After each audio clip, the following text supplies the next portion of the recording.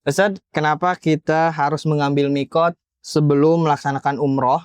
Dan sebenarnya mikot itu apa sih, Ustaz? Mikot dalam Islam itu artinya dua. Yang pertama adalah batasan waktu dan batasan tempat.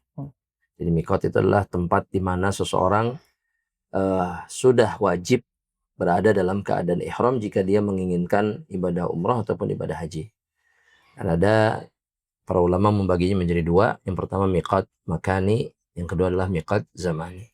Adapun mikot zamani artinya adalah batasan waktu di mana seseorang bisa melakukan ibadah haji. Karena Allah Ta'ala berfirman, Al-Hajju Ashhurum Ma'lumat, kata Allah di dalam Al-Quran, bulan-bulan haji itu adalah bulan-bulan yang telah ditentukan oleh Allah Subhanahu Wa Ta'ala. Jadi kalau orang pengen haji, mereka sudah bisa meniatkan rencana mereka untuk haji dan kemudian melakukan umrah di bulan-bulan tertentu, ya, dan kemudian menyempurnakannya di hari-hari haji mulai dari tanggal 8 hari tarwiyah sampai berakhirnya hari tasyrik, yaitu di tanggal ke-13, ya, dengan tata cara yang telah dijelaskan di dalam Islam.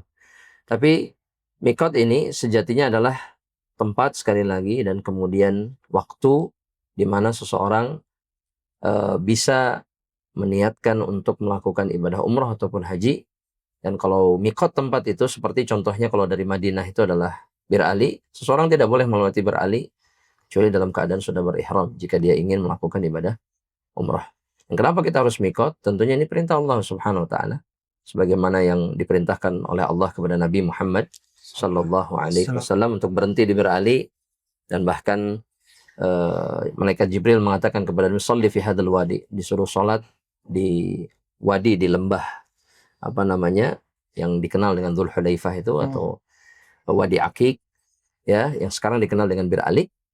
Maka sebagai bentuk ketaatan kita kepada Allah, satu, dan juga kepada Rasulullah SAW, dan kemudian sebagai syarat, ya, diterimanya atau sahnya ibadah yang kita lakukan, maka kita berihram di tempat tersebut.